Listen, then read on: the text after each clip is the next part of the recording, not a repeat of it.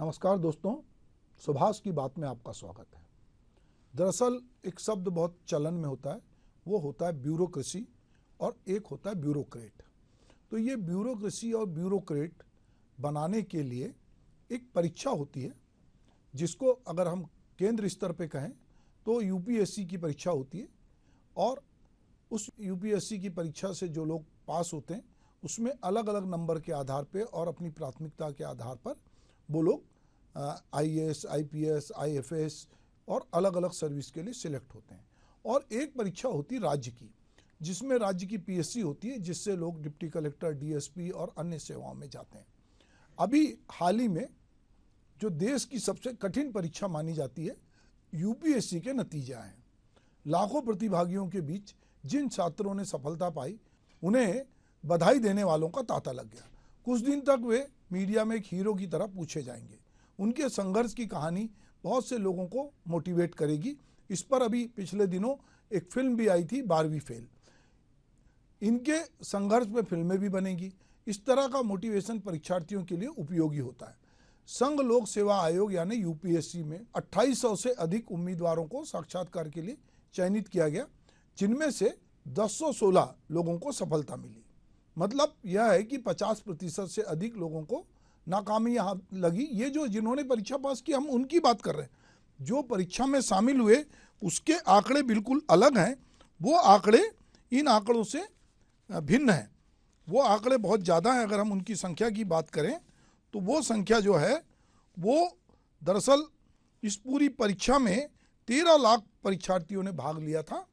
और 13 लाख में से केवल 2800 साक्षात्कार के स्तर पे पहुंचे, और जिसमें से मैंने कहा कि ये जो 1016 लोग सफल हुए। तो ये कहीं ना कहीं एक बड़ी परीक्षा होती है, जिसके लिए लोग कई अटेम्प्ट जो है, कई लोग दिल्ली में कोचिंग करते और कई अटेम्प्ट देते हैं, और कुछ लोग बहुत लकी होते हैं कि एक अटेम्प्ट में पास हो जाते हैं। अगर हम यूपीएससी की प्रीलिम और मेन एग्जाम के अभ्यर्थियों की बात करें तो करीब, जैसा मैं कह रहा था कि 13 लाख लोगों ने ये परीक्षा दी। 13 लाख में से केवल 2800 साक्षात्कार के स्तर तक पहुंचे। वहां से 1016 लोग सफल होकर निकले। हालांकि नतीजे आने के बाद शीर्ष 50 स्थान पे आने वालों की ही ज़्यादा चर्चा जो है इधर मीडिया में हो रहा है, और उनके इंटरव्यू और उनके परिवार के इंटरव्यू हम देख रहे हैं। बाकी 950 लोगों की सफलता की कहानी या तो उनके परिवारजन सुनाएंगे या उन्हें कोचिंग जो देती है वो संस्थान, क्योंकि कोचिंग संस्थान का धंधा इस तरह से चलता है कि पीएससी और यूपीएससी में जो लोग सिलेक्ट होते हैं तो कोचिंग संस्थान ये श्रेय ले जाती हैं कि इन्होंने हमारे यहाँ ट्रेनिंग ली, हमारे यहाँ इन्होंने प्रशिक्षण लिया, कोचिंग ली, और उसके कारण ये सफल हुए हैं। तो फिर उनकी होर्डिंग लगती है। और जिस तरह कोटा में जो इंस्टीट्यूट हैं जो लोगों को इंजीनियरिंग की परीक्षा के लिए क्वालिफाई कराते हैं, मेडिकल की परीक्षा के लिए, तो उनके जो पोस्टर लगते हैं उसके पोस्टर बॉय होते हैं। इसी तरह आजकल कोचिंग संस्थान जो है, चाहे आईएएस की हो, चाहे आईपीएस की हो, चाहे स्टेट की हो, उसमें जो लोग सिलेक्ट होते हैं तो उसका वो बढ़ चढ़ के प्रचार प्रसार करते हैं ताकि ज़्यादा से ज़्यादा लोग इसमें आएँ। तो अब ये समझते हैं कि जो यूपीएससी के रिजल्ट आए हैं और जिसकी बहुत चर्चा हो रही है, तो ये दरअसल ये जो ब्यूरोक्रेसी है या ब्यूरोक्रेट तैयार करने का एक परीक्षा प्रणाली है वो कैसी है। तो अंग्रेजों के ज़माने में इस सर्विस और इस एक एग्ज़ाम का समाज में बड़ा सम्मान था। हमारे देश को चलाने में इसी परीक्षा से चुनकर आए ब्यूरोक्रेट की सबसे अहम भूमिका है। ऐसे में सिर्फ परीक्षा पास होना ही किसी प्रतिभाशाली छात्र का लक्ष्य नहीं होना चाहिए, बल्कि जिस लगन और समर्पण के साथ उसने इस पद को पाने के लिए मेहनत की है, उससे ज़्यादा लगन अपने कर्तव्यों के पालन करने में होना चाहिए। यूपीएससी के सफल लोगों की कहानियों को सुनते हुए कुक्कुर मुत्ते की तरह जो कोचिंग संस्थान खुल गए, जहां दड़बों में ठूसी हुई मुर्गियों के तरह छात्रों को भरा जाता है। लाखों की फीस उनके अभिभावक देते हैं और बहुतों को ये उम्मीद भी रहती है कि बच्चा सफल हो जाए तो सरकारी रौब का स्वाद चखने उनको मिले। हालांकि इस स्वाद की कल्पना और हकीकत में काफ़ी फ़र्क है। कड़ी मेहनत और बुद्धिमत्ता से सरकार में बड़े अधिकारी बनने वालों को सत्ता के दबाव का सामना करना पड़ता है। बहुत कम अधिकारी ऐसे होते हैं जो सत्ता पे बैठे लोगों की जी हुजूरी करने से इनकार करने की हिम्मत करते दिखें और वही फैसले ले जो जनता के या देश के हित में या नियम अनुसार हो। ऐसे अधिकारियों को अक्सर सत्ता का कोप भाजन भी बनना पड़ता है। कभी उन्हें तबादलों की मार झेलनी पड़ती है तो कभी सरेआम अपमान सहन करना पड़ता है। अब तो सत्ता के साथ साथ पूंजी का दबाव भी मिल गया है। इसमें अधिकारियों के लिए रीढ़ को सीधा रखना कठिन हो चला है। सत्ता के अनुचित दबाव के आने से इनकार करने वाले लोग या तो प्रताड़ना को सहते हुए अपनी सेवानिवृत्ति का इंतजार करते या फिर समय से पहले सेवानिवृत्ति लेकर निजी संस्थानों में अपनी सेवाओं का लाभ देने वाले लगते हैं। तो अब ये इसको समझना है कि ये जो घालमेल है, जो सत्ता के साथ साठगांठ करते हैं, जिसको बोलते हैं कि पोस्टिंग चाहिए उनको अच्छी, कि उनको किस विभाग में पोस्टिंग मिली है और वो इस समय कहाँ पर हैं, ये बड़ा एक कहना चाहिए कि ये बड़ा एक अधिकारियों के बीच में रहता है कि वो किस जिले में पदस्थ हुआ है, किस विभाग में पदस्थ हुआ है। तो बहुत सारे लोग अब ये समझने लगे कि सत्ता इस पे मेहरबान है या नाराज है। उस आदमी का परफॉर्मेंस एक तरफ होता है, उसकी सत्ता के साथ किस तरह की सेटिंग है, और जो लोग पदस्थापना के खेल में शामिल होते हैं उनके साथ उसका रेपो कैसा है, ये बहुत कुछ डिपेंड करता है कि वो आदमी बार बार यदि कलेक्टर बनता है, बार बार एसपी बनता है, या बार बार जो विभागों का प्रमुख बनता है जिनको कि कहा जाता है कि ये लाभ के विभाग हैं, तो कई बार ये समझ में आता है कि सरकार के जितने विभाग हैं उसमें से कुछ विभाग जहाँ पे पूछ परख होती है, संसाधन बहुत होते हैं, जहाँ पे कि लोगों की आवाजाही होती है, पैसे का ट्रांजैक्शन होता है, या वहाँ के अधिकारी के पास इतने अधिकार होते हैं कि वो किसी का नुकसान पहुँचा सके, किसी को फायदा पहुँचा सके, तो इसको प्राइम पोस्टिंग के तौर पर देखा जाता है। और अधिकारी इसी उधेड़-बुन में रहते हैं कि उनको प्राइम पोस्टिंग कैसे मिले, इसलिए वो सत्ता के गलियारों में डोलते हुए दिखाई देते हैं या सत्ता के साथ गलबैयाँ करते दिखाई देते हैं। जब सत्ता के साथ ज़्यादा गलबैयाँ हो जाती है और जब वो सत्ता के करप्शन में भी शामिल हो जाते हैं और अपनी हदों को पार कर देते हैं, तो कई बार बहुत सारे लोग तो नहीं पकड़ में आते, पर कई लोग पकड़ में आते हैं और फिर उनको जेल की सलाखों के पीछे रहना पड़ता। अगर हम छत्तीसगढ़ की बात करें, नया राज्य छत्तीसगढ़ को बने 24 साल हुए, यहाँ पर अभी कुछ अधिकारी जेल में हैं। तो वो अधिकारी भी इसी तरह का भी चुन के आए थे, उन्होंने भी यूपीएससी में अपनी परीक्षा पास की थी, उन पे बहुत लोगों को गर्व हुआ होगा, पर वो अधिकारी आज कहाँ हैं। और कालांतर में वो अधिकारी जो नहीं भी जेल जाते या किसी करप्शन में नहीं फंसते, वो क्या समाज के लिए उसी तरह आदर्श होते हैं, या लोग उसी तरह जो खुशी मनाई थी लोगों ने वो उसी तरह उनसे मिलके खुश होते हैं, या उनका कार्य व्यवहार बदल जाता है, उनका पूरा काम करने का तौर तरीका बदल जाता है, क्या उनका तरीका आत्म केंद्रित हो जाता है या सत्ता केंद्रित हो जाता है, क्या वो इस बात की भी चिंता करते हैं कि जब उनको 1 जनवरी को उनका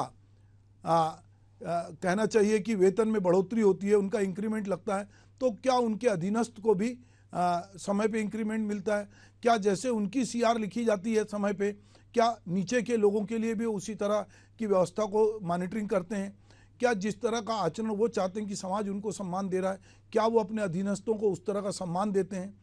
कितने पद उनके विभाग में रिक्त हैं जहाँ के वो प्रमुख हैं, उन पदों को भरने के लिए उनकी क्या कवायद होती है। ऐसी बहुत सारी चीज़ें हैं जिस पर कि एक अधिकारी का नियंत्रण होता है, चाहे वो सेक्रेटरी के रूप में हो, चाहे प्रमुख सचिव के रूप में हो, चाहे एसीएस के रूप में हो, चाहे सीएस के रूप में हो, चाहे कलेक्टर के रूप में हो, कमिश्नर के रूप में, क्या वो उस तरह का आचरण जो जिस तरह की बात वो सिलेक्ट होते समय बड़ी बड़ी बात करता है कि वो जन सेवा के लिए आया है। जबकि हम ये देख रहे हैं कि जो अधिकारी यूपीएससी की परीक्षा में सिलेक्ट होते हैं उनसे वो उनके लिए हो सकता है कि वो उनके लिए वो नौकरी करना चाहते हैं, पर उससे भी ज़्यादा इंटेलिजेंट लोग आजकल अब सरकारी नौकरियों में नहीं जाना चाहते। उनके लिए सबसे बड़ा पैकेज होता है विदेशों में जाना, जहाँ पर कि उनको बड़ी बड़ी नौकरी मिलती है, बड़े बड़े पैकेज मिलते हैं, या फिर दूसरे श्रेणी में लोग कारपोरेट में जाते हैं, जो होशियार हैं, जिनको लगता है जो आईआईटी से पास किए या कहीं और से पास किए, वो लोग कारपोरेट की नौकरी में जाते हैं। और फिर कई लोग जिनके पास लगता है कि नहीं हमको कारपोरेट की नौकरी नहीं करना है, हमको विदेश नहीं जाना है, तो बहुत सारे लोग चाहे वो डॉक्टर हो, इंजीनियर हो या बाकी ग्रेजुएट हों, वो फिर भीड़ कर यूपीएससी की तैयारी करते हैं। बहुत लोग यूपीएससी में जैसा कि अभी हमने संख्या बताई सिलेक्ट भी होते हैं, जो नहीं होते फिर वो राज्य की पीएससी में बैठते हैं और इसी तरह की जद्दोजहद में वो लगते हैं। पर वो नौकरी का आकर्षण उनको एक रुतबे के कारण होता है, उनको लगता है कि अगर हम सरकार में शामिल हो गए तो हम बहुत सारी चीज़ों के नियंता हो जाएंगे, बहुत सारी सुविधाएं हमारे पास हो जाएंगी जो हमको कारपोरेट में उस तरह की सुविधाएं मिलेंगी, पर वो नियम अनुसार मिलेगी, पर यहाँ अघोषित सुविधाएं संसाधन जो है वो इसमें मिलते हैं, तो लोगों का एक आकर्षण जो है वो बना रहता है। इस बार छत्तीसगढ़ से जो है 4 प्रतियोगिता ने यूपीएससी में स्थान बनाने में उन्होंने कामयाबी हासिल की है। इसमें अनुष्का पिल्ले है, अभिषेक डेंगे हैं, प्रीतेश सिंह राजपूत है और रश्मि पेखरा है। अगर हम बात करें तो इसमें रेणु पिल्ले और संजय पिल्ले की जो बेटी है वो, उनका भाई भी इसके पहले आईएएस में सिलेक्ट हुआ, अभी ये बिटिया भी सिलेक्ट हुई है। तो घर में एक वातावरण था, इसीलिए बहुत बार लगातार गंभीरता से वो तैयारी करती रही, इसलिए वो सिलेक्ट हुई हैं। यूपीएससी प्रीलिम के नतीजे घोषित होने के बाद मुख्य परीक्षा की प्रक्रिया शुरू होती है और चयनित कैंडिडेट को डीएएफ फॉर्म का मौका मिलता है। संघ लोक सेवा आयोग इसके लिए नोटिफिकेशन भी जारी करता है। इस फॉर्म में कैंडिडेट को कैडर वरीयता भरने का ऑप्शन मिलता है। यूपीएससी परीक्षा में उत्तीर्ण होने के बाद कैडर अलॉट करते समय इसका ध्यान रखा जाता है कि फॉर्म में जोन के लिए कैडर के लिए वरीयता भरने का मौका मिलता है। अगर कोई कैंडिडेट कैडर के लिए वरीयता नहीं बताता तो ये माना जाता है कि उसे कोई खास जोन या कैडर की सर्विस नहीं चाहिए। हालांकि कैडर को लेकर कुछ नियम भी होते हैं या रैंक और भर्तियों पर भी निर्भर करता है। मान लीजिए किसी राज्य में 30 युवा आईएएस बने हैं और उस राज्य में उतनी वैकेंसी नहीं है तो उन्हें दूसरे राज्यों में भेजा जाएगा। क्योंकि यह सर्विस ऑल इंडिया होती है, इसलिए यह भी देखा जाता है कि राज्य से दूसरे राज्य के अधिकारी भी जाएं, वे राज्यों को समझें ताकि जब दूसरी जगह उनकी तैनाती हो तो वह अनुभव काम आए। अगर होम स्टेट में पढ़ाई के बाद वहीं नौकरी करोगे तो देश के दूसरे हिस्सों को समझने का मौका शायद नहीं मिलेगा। होम कैडर अलॉट करते समय यह देखा जाता है कि कैंडिडेट ने जिस राज्य को चुना है वहाँ कितनी रिक्तियाँ हैं। अगर रिक्तियाँ होती तो उन्हें होम कैडर दिया जाता है। ऐसा नहीं होने पर उनकी जो प्रेफरेंस होती है उसके आधार पर अगला कैडर या सर्विस उनको अलॉट की जाती है। हालांकि कुछ सालों के बाद उनका कैडर भी अगर होता है तो वो भी लोग बदलते हैं या डेपुटेशन पे वो चले जाते हैं, या एक कैडर का आदमी दूसरे कैडर की पति पत्नी के रूप में अगर वो लोग विवाह करते हैं तो इसमें भी एक ऑप्शन होता है कि वो अपना कैडर भी बदल सकते हैं। तो अगर हम हम ये देखते हैं कि कैडर का जो अनुपात है वो अपनी जगह है, पर हमारा जो मुद्दा है, हम जो बात कर रहे हैं कि जो हमारे राज्य में रिक्तियाँ हैं, इस बात को बड़ा हल्ला मचता है कि जब किसी राज्य को 4 आईएएस मिलते हैं, 5 आईपीएस मिलते हैं या कुछ अधिकारी मिलते हैं तो मीडिया में और सब जगह हल्ला होता है कि राज्य को इतने आईएएस मिले। पर कभी उस राज्य में इस तरह का हल्ला नहीं होता कि उस राज्य में कितनी रिक्तियां हैं। वहाँ पर नीचे के लेवल पर जो उनके लिए काम करता है वो रिक्तियां सालों साल से होती है, वो कैरी फॉरवर्ड होती है और उसके बारे में कोई बात नहीं होती। अगर हम देखते हैं कि हम अपने राज्य की बात करें तो छत्तीसगढ़ बनने के बाद संविदा नियुक्ति, चूंकि सरकारी दफ्तरों में लोगों की जरूरत थी तो संविदा नियुक्ति 2004-03 से हो रही है। आज तक संविदा पे इतने सारे लोग हैं पर वो नियमित नहीं हो पाए। अनियमित कर्मचारियों की यदि हम संख्या की बात करें तो अनियमित कर्मचारियों की संख्या जो है वो हमारे राज्य में 2,80,000 के करीब अनियमित कर्मचारी हैं। पर उनको नियमित कैसे किया जाए उसके लेकर बात नहीं होती। कई बार प्रशासनिक सुधार आयोग भी बने, बहुत सारी रिपोर्ट भी आई, पर वो भी राज्य के कर्मचारियों के लिए जो बनी है वो भी डस्टबिन में चली जाती है। राज्य के बहुत सारे विभागों में ये होता है कि जो राज्य के अलग अलग विभाग हैं उनके कैडर में जो उनके वरिष्ठ अधिकारी हैं उनकी अनदेखी करके बहुत बार या तो आईएएस की पदस्थापना हो जाती है, आईपीएस की हो जाती है, या सीनियर डिप्टी कलेक्टर जो कि उस विभाग के जो विभागीय अधिकारी उनसे जूनियर होता है उसको वहाँ पर उनके ऊपर बिठा दिया जाता है। इससे पूरे राज्य में एक तरह का कर्मचारियों के बीच में असंतोष होता है और उनको लगता है कि ये हमारे ऊपर राज करने के लिए आए हैं। हम लगातार देखते हैं कि जो आईएएस की सर्विस है जिसके लिए इतनी कठिन परीक्षा होती है और लोग इससे सिलेक्ट होकर आते हैं, पर जब वो इस सर्विस में आते हैं तो वो इस सर्विस में आकर किस तरह से कामकाज करते हैं। कुछ अधिकारियों के बहुत नाम होते हैं कि जो जनता के लिए बहुत अच्छा काम करते हैं, उनकी डिसीजन क्षमता बहुत अच्छी होती है और वो एक लोकप्रिय अधिकारी के रूप में जाने जाते हैं। वो नौकरी में रिटायर भी हो जाएं तो लोग उनको याद करते हैं। पर बहुत सारे अधिकारी इसको अपनी सुख सुविधा पाने का और जो उनकी दमित इच्छाएं हैं उनको पूरा करने का वो इसको माध्यम बनाते हैं और वो लगातार इस तरह का आचरण करते हैं कि वो बेलगाम होते हैं। और अगर उनकी सांठगांठ सत्ता पक्ष के जो लोग हैं उनके साथ हो गई तो फिर उनके साथ सोने में सुहागा होता है। वो बहुत अतिरेक में बहुत सारी हरकतें करते हैं। कालांतर में हमने ऐसे बहुत सारे अधिकारियों को देखा है, चाहे वो जूनियर हो वो सीनियर के साथ भी बदतमीजी करते हैं और कई बार चूंकि उनकी सत्ता के साथ गलबैयाँ हैं तो वो सत्ता के साथ बैठकर जो है वो बहुत सारे डिसीजन लेते हैं। इधर हम जैसे यूपीएससी की बात कर रहे थे तो ये यूपीएससी के अलावा विदेशों में नौकरी करने का ट्रेंड बढ़ा है। भारत के लोग जो है अपना देश छोड़कर अच्छे पैकेज और अच्छी सुख सुविधा और वहाँ के एनवायरनमेंट के कारण विदेश भी जाकर जो है वो लगातार नौकरी कर रहे हैं और दुनिया भर में नौकरी की जो जो होशियार लोग हैं, जो जिन कहना चाहिए, वो विदेशों में जाना पसंद करते हैं। पहले स्विट्जरलैंड की नौकरी सबसे अच्छी मानी जाती थी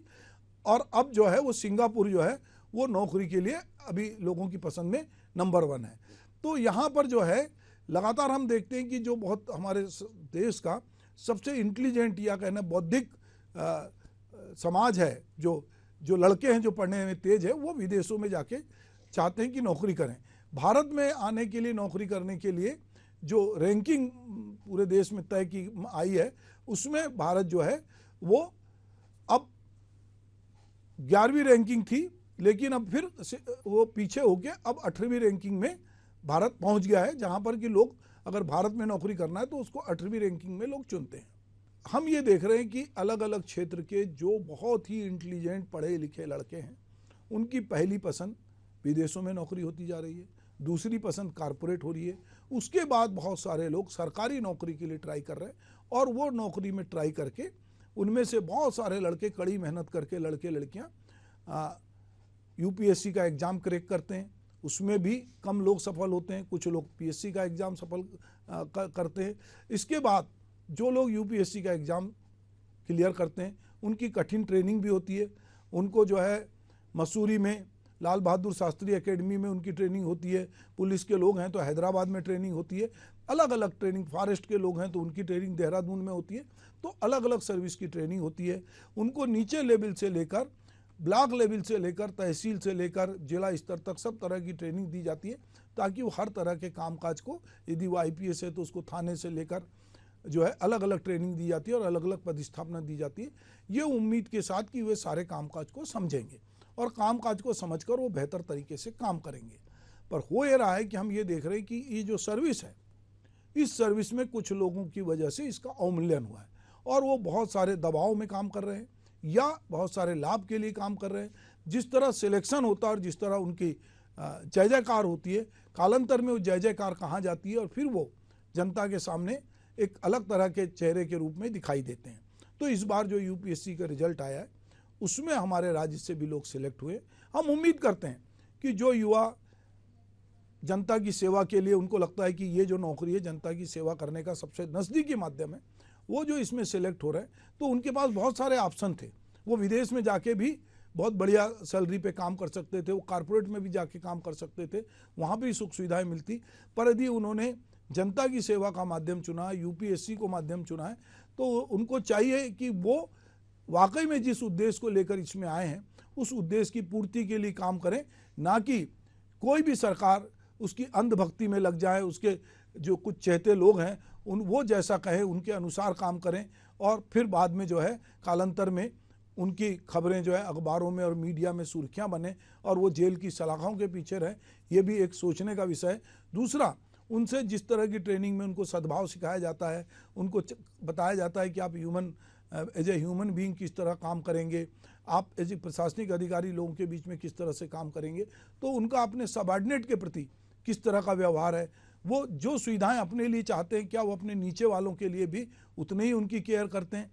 तो ये एक बहुत सवाल होता है कि एक अधिकारी के रूप में आप, हो सकता है थोड़े दिन किसी जिले के कलेक्टर हों, तो आप कलेक्टर हैं तो कलेक्टरी का रुतबा अपनी जगह होगा, आप सेक्रेटरी हैं तो उसका रुतबा होगा, पर आप मनुष्य के रूप में कैसे थे, आप एक वहाँ पर प्रशासनिक अधिकारी के रूप में कैसे थे, आपने कितने गरीब लोगों की मदद की, कितनी उस जिले की समस्या को समझा, ये बहुत महत्वपूर्ण है। और लोग यही देखते हैं कि बहुत सारे लोग अलग अलग जगह जिनकी पदस्थापना रही, उन लोगों के बारे में लोग बात करते हैं कि वो जब थे तो उन्होंने ये किया वो किया, और उनकी बहुत सारे किस्से कहानियाँ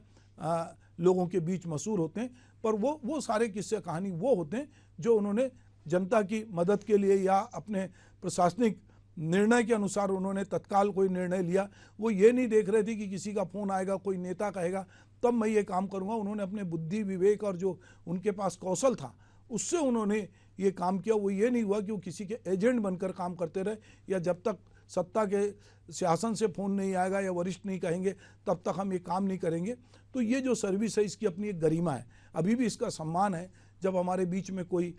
आईएएस आता है, आईपीएस आता है या फॉरेस्ट का अधिकारी आता है तो हम ये मान के चलते हैं कि उसने कठिन परीक्षा पास की है और उस परीक्षा के जरिए वो यहाँ पहुँचा है, तो उसकी गरिमा जो है वो बनी रहे और एक अच्छे शासक के रूप में, एक अच्छे प्रशासक के रूप में, एक अच्छे जनसेवक के रूप में, क्योंकि सिविल सर्वेंट है वो, तो वो किस तरह से काम करेगा, तभी उसके नाम को लोग आगे ले जाएंगे और उसको लगेगा कि वो वाकई अच्छा काम कर रहा। वरना लोग अपना परलोक सुधारने की तरह अपने रिटायरमेंट के लिए पहले जुगाड़ करते हैं कि उनको कहाँ पोस्टिंग मिलेगी, क्या मिलेगी, और वो सत्ता जैसा उनसे चाहती वो वैसा करते हैं, और बाद में कई लोग उसकी सजा भी भुगतते हैं, और कई लोग जनता की नज़र में उस तरह का सम्मान नहीं पाते जब वो चयनित होते हैं, तो जिस तरह का जनता सम्मान करती है। नमस्कार।